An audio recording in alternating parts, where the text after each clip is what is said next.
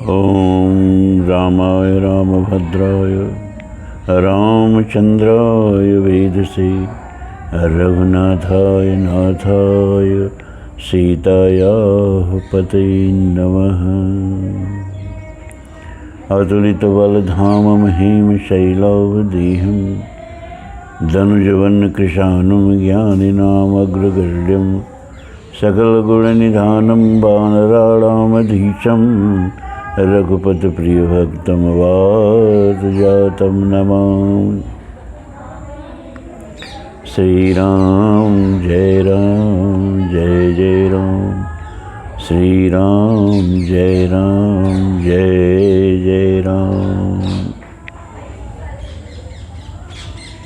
सत्संग प्रेमी धर्म प्राण सज्जन, छठ पूजा का महोत्सव चल रहा है ना। आप लोगों को गीत सुनाई दे रहा होगा, गीत की आवाज़। औरतें आ जा रही हैं, एकदम सड़क पर ही तो मेरा घर है, तो इसलिए से आना जाना है। ये छठ पूजा जो है ना, वास्तव में सूर्य की पूजा है। हमारे यहाँ जो पंचदेवोपासना चलती है, शिव जी की उपासना करने वाले को शक्त कहा जाता है, शक्ति क्षमा करें शैव कहा जाता है, शक्ति की उपासना करने वालों को शाक्त कहा जाता है, और विष्णु की उपासना करने वालों को वैष्णव कहा जाता है, गणपति की उपासना करने वालों को गाणपत्य कहा जाता है, और सूर्य की उपासना करने वालों को सौर कहा जाता है। तो 5 प्रकार की सगुण उपासना हमारे यहाँ चलती है, जिसमें ये षष्ठी का जो पर्व है, छठी का जो पर्व है ना, ये छठ मैया जो है, ये सूर्य की शक्ति की ही आराधना है। सूर्य हमारा प्रत्यक्ष देवता है, और देवताओं का हम कल्पना करते हैं, मूर्ति बना करके उसमें दर्शन करते हैं, लेकिन सूर्य का हम प्रत्यक्ष दर्शन करते हैं, और सूर्य से हमारा सीधा संबंध है। इसीलिए शुक्ल यजुर्वेद में और ईशावास्योपनिषद दोनों में कहा, यो असो आदित्यो पुरुष सोसावहम ओम खम ब्रह्म। यह जो सूर्य में पुरुष है ना, ये जो सूर्य में तेज है, ये जो सूर्य में शक्ति है, जो सूर्य में जीवन है, वही मैं हूँ। इसका अर्थ हुआ इस वेद के मंत्र का। आज विज्ञान भी यही बात कहता है कि हमारे भीतर जितनी भी एनर्जी है, जितनी भी ऊर्जा है, सब सूरज की है। सूरज के किरणों के ऊर्जा से वृक्षों की और वनस्पतियों की जो पत्तियों में पर्णहरित पाया जाता है, क्लोरोफिल, वह कार्बोहाइड्रेट बनाता है और ऑक्सीजन भी निश्चित करता है। तो भोजन, सूरज की उपस्थिति में हमको भोजन भी मिलता है, यानी हमारा भोजन भी वही तैयार करता है, और हमारे लिए ऑक्सीजन भी वही तैयार करता है।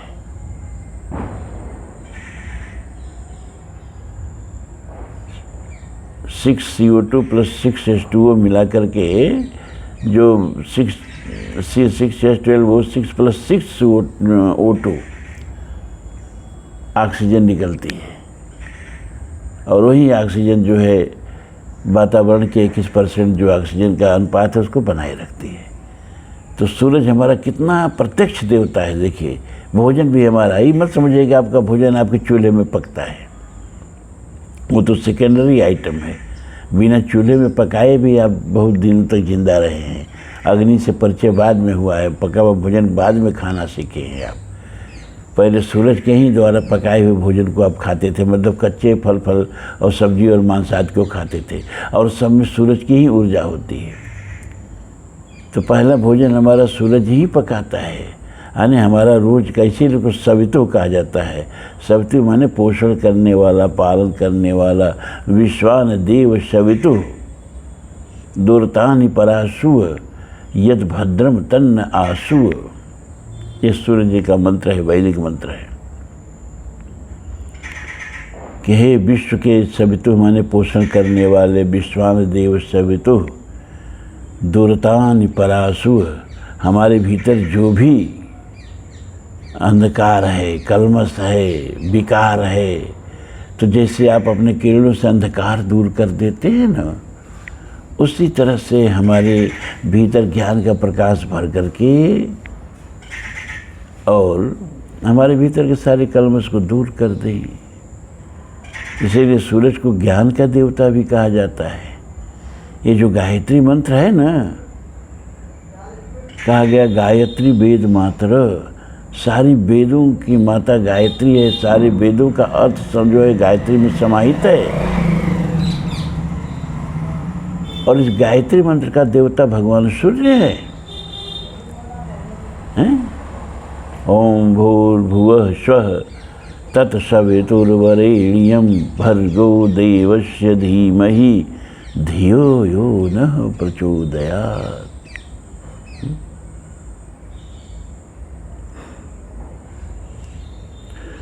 ये गायत्री मंत्र जो है वेद माता इसको कहा गया है, जिसमें हम अपने बुद्धि का सारिथ्य करने के लिए परमात्मा से निवेदन करते हैं। क्योंकि भगवान गीता में कहते हैं कि मैं जिस पर प्रसन्न होता हूँ उसको धन दौलत नहीं देता हूँ। धन दौलत तो रावण को भी दे दिया जी। बहुत से पापियों के पास भी धन दौलत बहुत होता है, बहुत भोग विलास करते हैं। और जैसे नाबदान में कीड़े मर के कीड़े उसकी गंदगी को खाते हैं, फिर फट के उसकी गंदगी में मिल जाते हैं। ऐसे ही भोग विलास में जीने वाले फिर एक दिन भोग विलास की सामग्री बन के रह जाते हैं। तो अर्जुन मैं जिस पर प्रसन्न होता हूँ ना, उसको भोग विलास की सामग्री नहीं देता हूँ। क्या देते हैं भगवान? क्या ददामि बुद्ध योगम तम येन माम पयांति ते। मैं उसको बुद्धि देता हूँ, धियो यो नः प्रचोदयात्। हमारी बुद्धियों को प्रकाशित करें कैसे? जैसे भूर्भुवः स्वः पृथ्वी लोक। पृथ्वी लोक का मतलब खाली अपनी पृथ्वी नहीं जिसकी कहीं कोई गणना नहीं है। पृथ्वी लोक का मतलब कि जितनी भी ब्रह्मांड में पृथ्वियाँ हों। भुव माने अंतरिक्ष लोक और स्व माने देवलोक। तीनों को जिस प्रकार आप प्रकाशित करते हैं प्रभु, उसी प्रकार हमारी बुद्धियों को भी प्रचोदयात् प्रकाशित करें।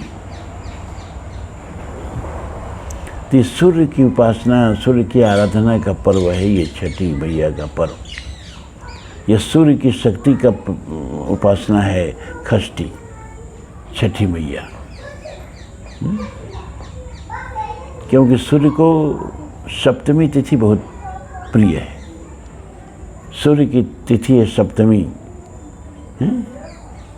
शिव की तिथि है चतुर्दशी, विष्णु भगवान की तिथि है द्वादशी। ये तिथियां इन लोगों को बहुत प्रिय हैं। तो एकादशी का व्रत हम एकादशी के लिए नहीं रखते हैं, एकादशी का व्रत हम द्वादशी के लिए रखते हैं, ताकि एकादशी को पूर्ण पवित्र होकर के और द्वादशी को विष्णु की पूजा करने के लायक बने। क्योंकि कहा गया देवो भूत्वा देवो यजेत, देवता बन के देवता की पूजा करनी चाहिए। तो देवता की पूजा करने के लायक बनने के लिए इतनी पवित्रता हमें आ जाए कि परमात्मा हमारी पूजा स्वीकार करें। एकादशी का व्रत रहते हैं, ये वैष्णव का व्रत है। द्वादशी के लिए, द्वादशी को भगवान की पूजा करने के लिए एकादशी का व्रत रहते हैं। उसी तरह से प्रदोष व्रत जो है ये शैवों का व्रत है, जो कृष्ण पक्ष के त्रयोदशी को रखा जाता है। क्योंकि कृष्ण पक्ष की चतुर्दशी जो है भगवान शिव को बहुत प्रिय है।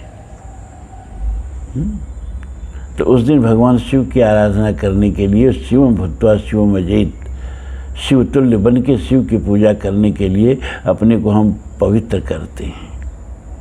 त्रयोदशी का व्रत रख के उसी को प्रदोष व्रत कहा जाता है।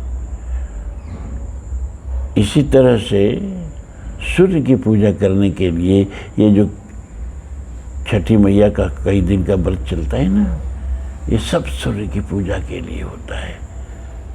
सप्तमी को उगते हुए सूर्य को अर्घ दे करके इस व्रत का समापन किया जाता है। क्योंकि सूर्य हमारा प्रत्यक्ष देवता है, वही हमको प्राणवायु देता है। फोटोसिंथेसिस की क्रिया से ही प्राणवायु बनती है। रासायनिक क्रिया का सूत्र आप लोग देखिए, उसमें O2 निकलती है और फोटोसिंथेसिस की क्रिया से हमारा भोजन बनता है। तो जो हमारा भोजन भी पकाता है, जो हमको प्राण भी देता है, जो हमको प्रकाश भी देता है, जो हमको जीवन देता है, वो साक्षात प्रत्यक्ष देवता भगवान सूर्य, जिनकी हम कल्पना नहीं करते हैं, साक्षात जिनको हम देखते हैं, उनकी आराधना का पर्व है ये छठ मैया की पूजा या षष्ठी व्रत। तो चूँकि ये एपिसोड आप लोगों को कल मिलेगा, तो कल तो सुबह प्रातःकाल सूर्य का अर्घ भी देंगी लोग, महिलाएं, माताएं। और रोज़ का सूर्य अलग होता है। उस दिन का उदित सूर्य आप देखेंगे कुछ अलग ही अंदाज से सूर्य भगवान उदित होते हैं। इतना आनंद आता है उस सप्तमी को उगते हुए सूर्य को लाल लाल देख करके। एक महीना अगर लगातार आप उगते हुए सूर्य को खाली देखें, लाल लाल जो लालिमा आती है, खाली एक महीना गारंटी है मेरी, तो आपके चेहरे पर लालिमा आ जाएगी। आप पहले चेहरा अपना देख लीजिएगा और एक महीना बाद ये व्रत कर देख लीजिएगा, एक चेहरे पर आभा उतर आएगी आपके। उदित सूर्य को देखने का ये फल होता है। और भगवान सूर्य को अगर उदित होते हुए सूर्य को गायत्री मंत्र से आराधना करें और ओम विश्वानि देव शवितुर दुर्तानि पराशो यद भद्रम तन्नयाशो, इस मंत्र से आराधना करें, जीवन कुछ करने से सफल होगा भैया। चलिए अब देखिए,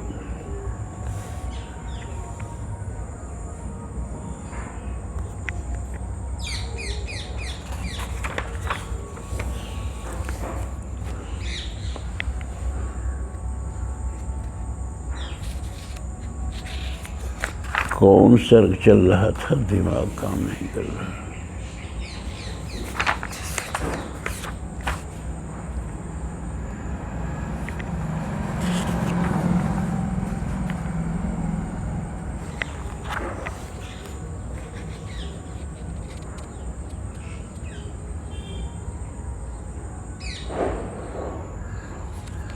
हाँ,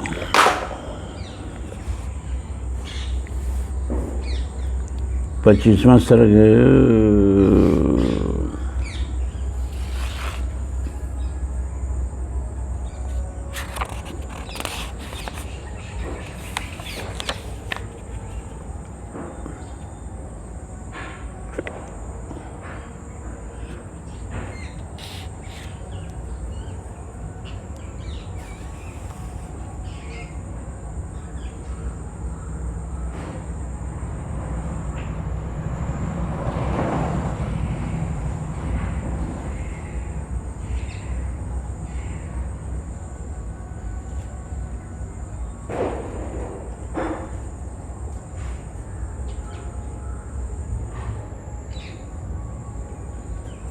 पंचवी सर्ग चली। साविनीयं तमायासामुपस्पृश्य जलं शुचिः चकार माता रामस्य मंगलानि मनस्विनी। तदनंतर उस क्लेशजनक शोक को मन से निकालकर श्री राम के मनस्विनी माता कौशल्या ने पवित्र जल से आचमन किया। फिर वे यात्रा कालिक मंगल कृत्यों का अनुष्ठान करने लगी। न शक्य से वारयुतम गच्छेदानीम रघुत्तम शीघ्रम च विनिवर्तस्य वर्तस्व च सताम क्रमे। इसके बाद वे आशीर्वाद देती हुई बोली, रघुकुल भूषण, अब मैं तुम्हें रोक नहीं सकती। इस समय जाओ, सत्पुरुषों के मार्ग पर स्थिर रहो और शीघ्र ही वन से लौट आओ। यम पालयसि धर्मम त्वं प्रीत्या च नियमेन च स वै राघव शार्दूल धर्मस्त्वाम अभिरक्षतु। रघुकुल सिंह, तुम नियम पूर्वक प्रसन्नता के साथ जिस धर्म का पालन करते हो वही सब ओर से तुम्हारी रक्षा करे। एभ्य प्रणम से पुत्र देवस्वायतनेषु च ते च त्वामभिरक्षन्तु वने सहस्महर्षभीम। बेटा, देवस्थानों और मंदिरों में जाकर तुम जिनको प्रणाम करते हो वे सब देवता महर्षियों के साथ वन में तुम्हारी रक्षा करें। यानि दत्तानि ते अस्त्राणि विश्वामित्रेण धीमता तानि त्वामभिरक्षन्तु गुणे समुदितं सदा। तुम सद्गुणों से प्रकाशित हो। बुद्धिमान विश्वामित्र जी ने तुम्हें जो अस्त्र शस्त्र दिए हैं वे सब के सब ओर से तुम्हारी रक्षा करें।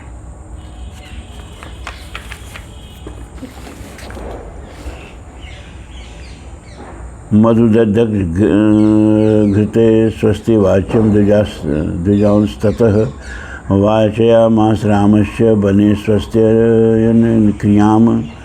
तदनंतर स्वस्ति वाचन के उद्देश्य से ब्राह्मणों को मधु, दही, अक्षत और घृत अर्पित करके वन में श्री राम का सदा मंगल हो, इस कामना से कौशल्या जी ने उन सबसे स्वस्त्ययन संबंधी मंत्रों का पाठ करवाया।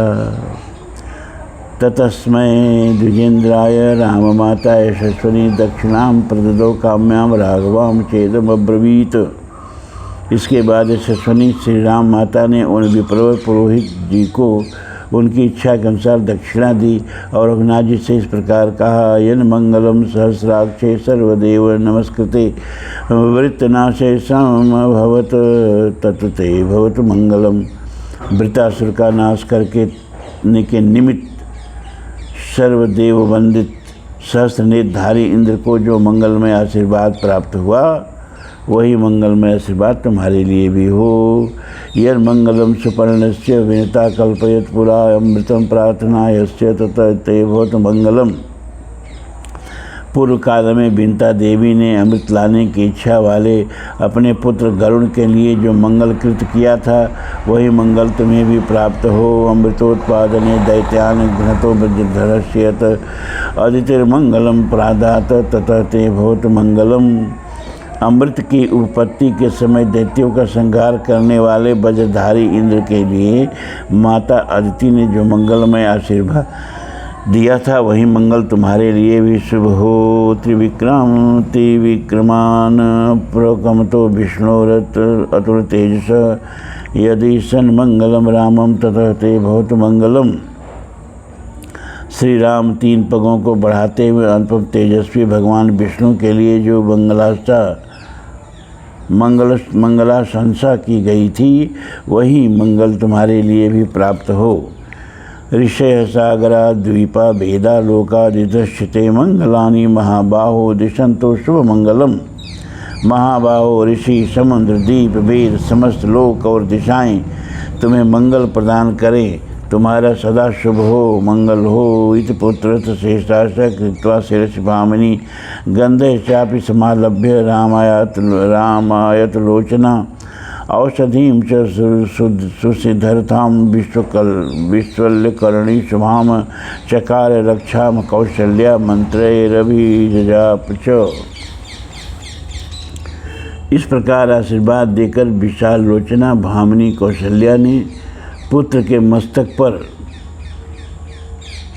अक्षत रखकर चंदन और रोली लगाई तथा सब मनोरथों को सिद्ध करने वाली विशल्यकरणी नामक शुभ औषधि लेकर रक्षा के उद्देश्य से मंत्र पढ़ते हुए उसको श्री राम के हाथ में बांध दिया। फिर उसमें उत्कर्ष लाने के लिए मंत्र का जप भी किया। उवाचापि प्रहिष्टेव सा दुःखवशवर्तिनी वंगमात्रेण न भावेन वाचा संसंजमानया। तदनंतर दुख के अधीन हुई कौशल्या ने ऊपर से प्रसन्न सी होकर मंत्रों का स्पष्ट उच्चारण भी किया। उस समय वे वाणी मात्र से मंत्रोच्चारण कर सकीं, हृदय से नहीं, क्योंकि हृदय श्री राम के वियोग की संभावना से व्यथित था। इसलिए वे खेद से गदगद लड़खड़ाती हुई वाणी से मंत्र बोल रही थीं। आनम्य मूर्धिम चाग्रहाय परिसज्य यशस्विनी अवदत पुत्रमिष्टार्थो गच्छ राम यथा सुखम औरोगम सर्वसिद्धार्थम अयोध्याम पुनरागतम पश्यामि त्वाम सुखम वत्स संधतिम राजवर्तमसु। इसके बाद उनके मस्तक को कुछ झुकाकर यशस्विनी माता ने सूंघा और बेटे को हृदय से लगाकर कहा, बस राम, तुम सफल मनोरथ होकर सुखपूर्वक वन को जाओ। जब पूर्ण काम होकर रोग रहित सकुशल अयोध्या में लौटोगे, उस समय तुम्हें राजमार्ग पर स्थित देखकर सुखी होंगी। प्रलष्ट दुख संकल्प हर्ष विद्युत तानना द्रक्ष्यामि त्वां वनात प्राप्तम पूर्ण चंद्रमी उदितम। उस समय मेरे दुख पूर्ण संकल्प मिट जाएंगे, मुख पर हर्षजनित उल्लास छा जाएगा और मैं वन से आए हुए तुमको पूर्णिमा की रात में उदित हुए चंद्रमा की भांति देखूंगी। भद्रासनं गतं रामं वनवासादिगतं द्रक्ष्यामि च पुनस्त्वाम तो तीर्णवंतम पितुर्वच। श्री राम वनवास से यहाँ आकर पिता की प्रतिज्ञा को पूर्ण करके जब तुम राज सिंहासन पर बैठोगे, उस समय मैं प्रसन्नतापूर्वक तुम्हारा दर्शन करूँगी। मंगले रूप संपन्नो वनवासादिहागतः बद्ध्वाश्रमं नित्यं त्वं कामान संवर्धयाहि वो। अब जाओ और वनवास से यहाँ लौटकर राजोचित मंगलमय वस्त्राभूषणों से विभूषित हो तुम सदा मेरी बहू सीता की समस्त कामनाएं पूर्ण करते रहो। मया अर्चिता देवगणाः शिवादयो महर्षयो भूतगणाः सुरोरगाः अभिप्रयातस्य वनं चिरायते हितादिकांक्षतु दिशश्च राघव। रघुनंदन, मैंने सदा जिनका पूजन और सम्मान किया है वे शिव आदि देवता, महर्षि, भूतगण, देवोपम, नाग और संपूर्ण दिशाएं, ये सब के सब वन में जाने पर चिरकाल तक तुम्हारे हित साधन की कामना करते रहें।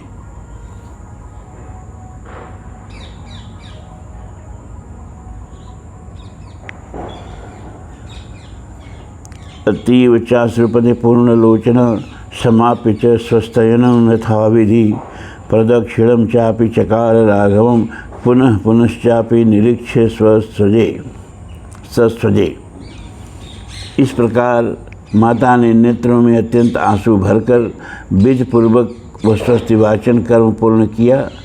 फिर श्री राम की परिक्रमा की और बारंबार उनकी ओर देखकर उन्हें छाती से लगाया। तया ही देव्या च कृत प्रदक्षिणो निपीड्य मातुश्चरणौ पुनः पुनः जगाम सीता निलयम महायशाः स राघव प्रज्वलितस्तया श्रिया। देवी कौशल्या ने जब श्री राम की प्रदक्षिणा कर ली, तब महायशस्वी रघुनाथ जी बार बार माता के चरणों को दबाकर प्रणाम करके माता के मंगल कामना जनित उत्कृष्ट शोभा से संपन्न हो सीता जी के महल की ओर चल दिए। इत्यर्थे श्रीमद् रामायणे वाल्मीकि आदिकाव्ये अयोध्या कांडे 25वां सर्ग 25वां सर्ग पूरा हुआ। अब 28वां सर्ग। अभिवादितो कौशल्यां राम संप्रतिष्ठितो वनम कृष्ण स्वस्थयनो मात्रा धर्मिष्ठे वर्तमान स्थिति। धर्मिष्ठ मार्ग पर स्थित हुए श्री राम माता द्वारा स्वस्थवाचन कर्म संपन्न हो जाने पर कौशल्या को प्रणाम करके वहाँ से वन के लिए प्रस्थित हुए। विराजयन राजसुतो राजमार्ग नरैर्वितं हृदयान्या मन्मथेव जनस्य गुणवत्तया। उस समय मनुष्यों की भीड़ से भरे हुए राजमार्ग को प्रकाशित करते हुए राजकुमार श्री राम अपने सद्गुणों के कारण लोगों के मन को मथने से लगे। वैदेही चापि तत्सर्वं न शुश्राव तपस्विनी तदेवं हृदि तस्याश्च यौवराजाभिषेचनम्।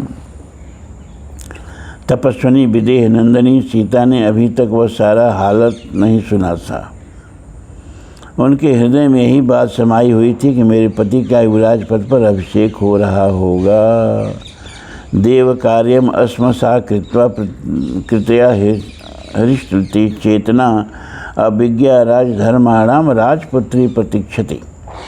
विदेह राजकुमारी सीता सामयिक कर्तव्यों तथा राजधर्मों को जानती थी। अतः देवताओं की पूजा करके प्रसन्न चित्त से श्री राम के आगमन की प्रतीक्षा कर रही थी।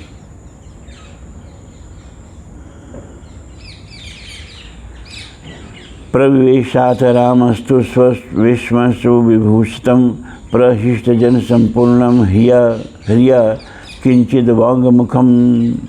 इतने में ही श्री राम ने अपने भली भांति सजे सजाए अंतःपुर में जो प्रसन्न मनुष्यों से भरा हुआ था प्रवेश किया। उस समय लज्जा से उनका मुख कुछ नीचे हो रहा था। अथ सीता समुपत्य वेपमाना च पतिम अपश्य शोक संतप्तम चिंता व्याकुलितेन्द्रियम। सीता उन्हें देखते ही आसन से उठकर खड़ी हो गईं। उनकी अवस्था देखकर कांपने लगीं और चिंता से व्याकुल इंद्रियों वाले अपने उन शोक संतप्त पति को निहारने लगीं। ताम दृष्ट्वा सही धर्मात्मा न शशाक मनोगतम तम शोकम राघवम सोढ़ुम ततो विवृताम गतः। धर्मात्मा श्री राम सीता को देखकर अपने मानसिक शोक का वेग सहन न कर सके, अतः उनका वह शोक प्रकट हो गया। विवर्ण बदनम दृष्ट्वा तम प्रसन्नमेव महर्षणम आह दुःखाभिसंतप्ता किमादीनामिदं प्रभो।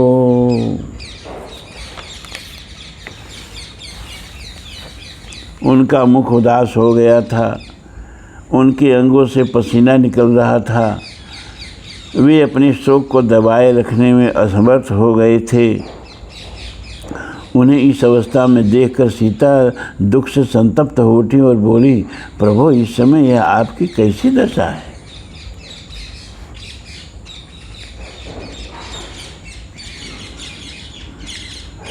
अद्य बारहस्पतः श्रीमान युक्त पुष्येण राघव प्रोच्यते ब्राह्मणे प्राज्ञ केन त्वमसि दुर्मना। रघुनंदन, आज बृहस्पति देवता संबंधी मंगल में पुष्य नक्षत्र है जो अभिषेक के योग्य है। उसकी पुष्य नक्षत्र के योग में विद्वान ब्राह्मणों ने आपका अभिषेक बताया है। ऐसे समय में जबकि आपको प्रसन्न होना चाहिए था, आपका मन इतना उदास क्यों है? न ते शराकेन जलफेन विनेन च आवृतम बदनम बल्गु क्षेत्राभिविराजते। मैं देखती हूँ इस समय आपका मनोहर मुख जल के फेन के समान उज्ज्वल तथा 100 तीलियों वाले श्वेत छत्र से आच्छादित नहीं है। अतएव अधिक शोभा नहीं पा रहा है। व्यजनाभ्याम च मुखाभ्याम सदपत्र निवेक्षणम चंद्र संग्रह प्रकाशाभ्याम विजते न तवाननम। कमल जैसे सुंदर नेत्र धारण करने वाले आपके मुख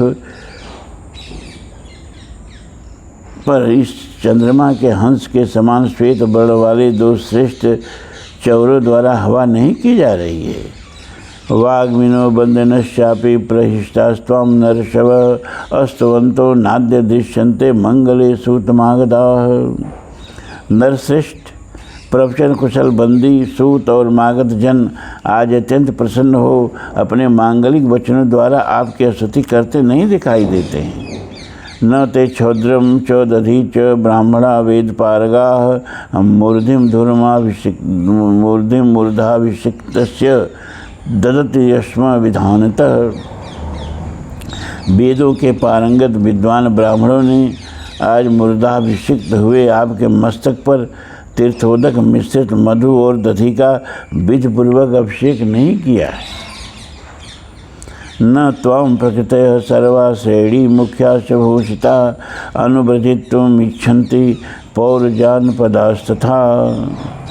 मंत्री सेनापति आदि सारी प्रकृतियाँ वस्त्राभूषणों से विभूषित मुख्य श्रेष्ठ साहूकार तथा नगर और जनपद के लोग आज आपके पीछे पीछे चलने की इच्छा नहीं कर रहे हैं।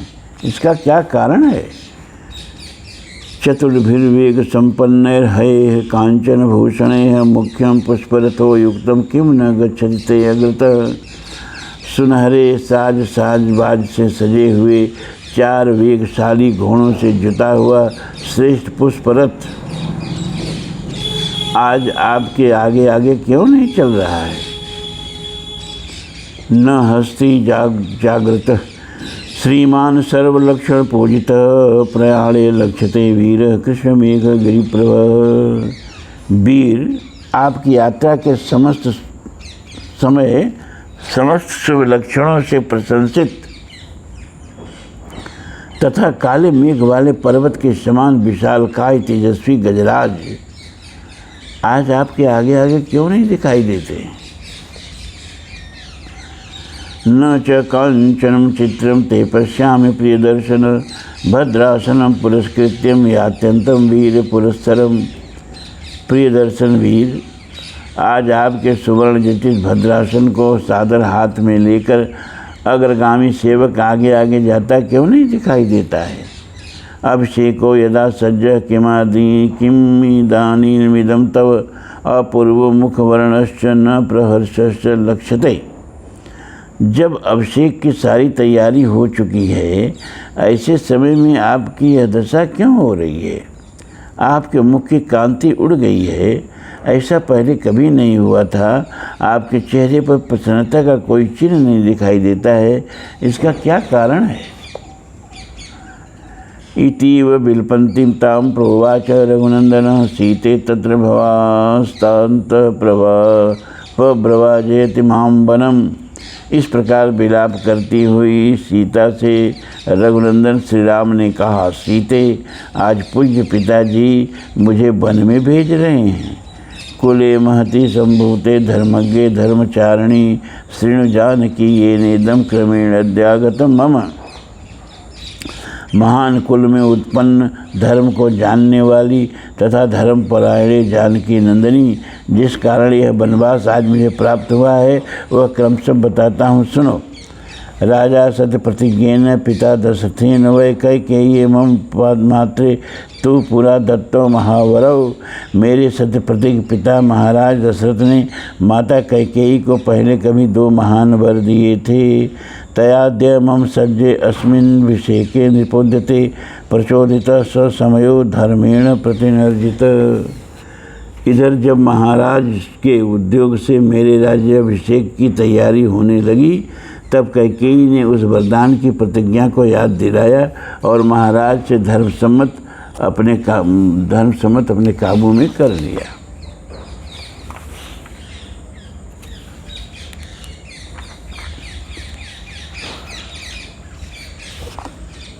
चतुर्दश ही वर्षाणि वस्तव्यम दंडके मया पित्रा में भरतश्चापि यौन राज्य नियोजितः। इससे विवश होकर पिताजी ने भरत को तो युवराज के पद पर नियुक्त किया और मेरे लिए दूसरा वर स्वीकार किया, जिसके अनुसार मुझे 14 वर्षों तक दंडकारण्य में निवास करना होगा। सो अहम त्वामागतो द्रष्टुम प्रस्थितो विजिनं वनं भरतस्य समीपे ते नाहं कथ्ये कदाचन रिद्धयुक्ता हि पुरुषा न सहन्ते परस्तवम तस्मान्न ते गुणा कथ्या भरतस्याग्रतो मम। इस समय मैं निर्जन वन में जाने के लिए प्रस्थान कर चुका हूँ और तुमसे मिलने के लिए आया हूँ। तुम भरत के समीप कभी मेरी प्रशंसा न करना, क्योंकि समृद्धशाली पुरुष दूसरे की स्तुति सहन नहीं कर पाते। इसलिए कहता हूँ कि तुम भरत के सामने मेरे गुणों की प्रशंसा न करना।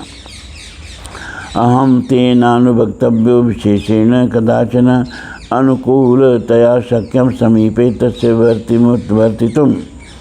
विशेषतः तुम्हें भरत के समक्ष अपनी सखियों के साथ भी बारंबार मेरी चर्चा नहीं करनी चाहिए, क्योंकि उनके मन के अनुकूल बर्ताव करके ही तुम उनके निकट रह सकती हो।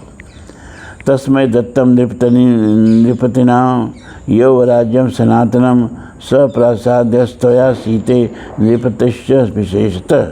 सीते, राजा ने उन्हें सदा के लिए युवराज पद दे दिया है, इसलिए तुम्हें विशेष प्रयत्नपूर्वक उन्हें प्रसन्न रखना चाहिए, क्योंकि अब वे ही राजा हों। अहम चापि प्रतिज्ञां तां गुरु समनुपालयन वरम मद्देव यस्यामि स्थिरी भव मनस्विनी। मैं भी पिताजी की उस प्रतिज्ञा का पालन करने के लिए आज ही वन को चला जाऊंगा। मनस्विनी, तुम धैर्य धारण करके रहना। याते च मयि कल्याणी वनम मुनिवेशितं व्रतोपवास परया भवितव्यम तवान्यगे। कल्याणी निष्पाप सीते, मेरे मुनिजन सेवित वन को चले जाने पर तुम्हें प्रायः व्रत और उपवास में संलग्न रहना चाहिए। कल्पमुत्थाय देवानां कृत्वा पूजा यथा विधि बदिन्तव्यो दशरथ पिता मम जनेश्वर। प्रतिदिन सवेरे उठकर देवताओं की विधिपूर्वक पूजा करके तुम्हें मेरे पिता महाराज दशरथ की वंदना करनी चाहिए। माता च मम कौशल्या वृद्धा संतापकर्षिता धर्ममेवाग्रत कृत्वा तत्व सम्मानमर्हति। मेरी माता कौशल्या को भी प्रणाम करना चाहिए। एक तो वे बूढ़ी हुई, दूसरे दुख और संताप ने उन्हें दुर्बल कर दिया है, अतः धर्म को ही सामने रखकर तुमसे वे विशेष सम्मान पाने के योग्य हैं। वंदितव्याश्च ते नित्यां यां शेषा मम मातराः स्नेह प्रणय संभोगे समाहि मम मातरः। जो मेरी शेष माताएं हैं उनके चरणों में भी तुम्हें प्रतिदिन प्रणाम करना चाहिए, क्योंकि स्नेह, उत्कृष्ट प्रेम और पालन पोषण की दृष्टि से सभी माताएं मेरे लिए समान हैं। भ्रातृपुत्र समोचापि द्रष्टव्यो च विशेषतः त्वया भरत शत्रुघ्नो प्राणे प्रियतरो मम। भरत और शत्रुघ्न मुझे प्राणों से भी बढ़कर प्रिय हैं, अतः तुम्हें उन दोनों को विशेषतः अपने भाई और पुत्र के समान देखना और मानना चाहिए। विप्रियं च न कर्तव्यं भरतस्य कदाचन स ही राजा च वैदेही देशस्य च कुलस्य च। विदेह नंदिनी, तुम्हें भरत की इच्छा के विरुद्ध कोई काम नहीं करना चाहिए, क्योंकि इस समय वे मेरे देश और कुल के राजा हैं। आराधिता ही शीलेन प्रयत्नश्चोपसेविता राजान संप्रसीदन्ति प्रकुप्यन्ति विपर्यये। अनुकूल आचरण के द्वारा आराधना और प्रयत्नपूर्वक सेवा करने पर राजा लोग प्रसन्न होते हैं तथा विपरीत बर्ताव करने पर वे कुपित हो जाते हैं। औरस्यानपि पुत्राणि हि त्यजन्त हितकारिण समर्थान संप्रगृह्णन्ति जनानपि नराधिपाः। जो अहित करने वाले हैं वे अपने औरस पुत्र ही क्यों न हो, राजा उन्हें त्याग देते हैं, और आत्मीय न होने पर भी जो सामर्थ्यवान होते हैं उन्हें वे अपना बना लेते हैं। सात्वं वसेह कल्याणी राज्ञं समनुवर्तनी भरतस्य रथा धर्मे सत्यव्रत परायणा। अतः कल्याणी, तुम राजा भरत के अनुकूल बर्ताव करती हुई धर्म एवं सत्यव्रत में तत्पर रहकर यहाँ निवास करो। अहम गमिष्यामि महावनं प्रिये त्वया हि वस्तव्यम इहैव भामिनी यथा व्यलीकं कुरुषे न कस्यचित् तथा त्वया कार्यमिदं वचो मम। अब प्रिय, मैं उस विशाल वन में चला जाऊंगा। भामिनी, तुम्हें यहीं निवास करना होगा। तुम्हारे बर्ताव से किसी को कष्ट न हो, इसका ध्यान रखते हुए तुम्हें यहाँ मेरी इस आज्ञा का पालन करते हुए रहना चाहिए। इत्यार्षे श्रीमद् रामायणे वाल्मीकि आदिकाव्ये अयोध्या कांडे खड्विंश सर्ग पूरा हुआ। 26वां सर्ग पूरा। ओम पूर्णमदः पूर्णमिदं पूर्णात् पूर्णमुदच्यते पूर्णस्य पूर्णमादाय पूर्णमेवावशिष्यते। सर्वे भवन्तु सुखिनः, सर्वे सन्तु निरामयाः, सर्वे भद्राणि पश्यन्तु, मा कश्चित् दुःखभाग् भवेत्। असदो मा सद्गमय तमसो मा ज्योतिर्गमय मृत्योर्मा अमृतं गमय। ओम शांति शांति शांति। धर्म की जय हो, अधर्म का नाश हो, प्राणियों में सद्भावना हो, विश्व का कल्याण हो। हर हर महादेव।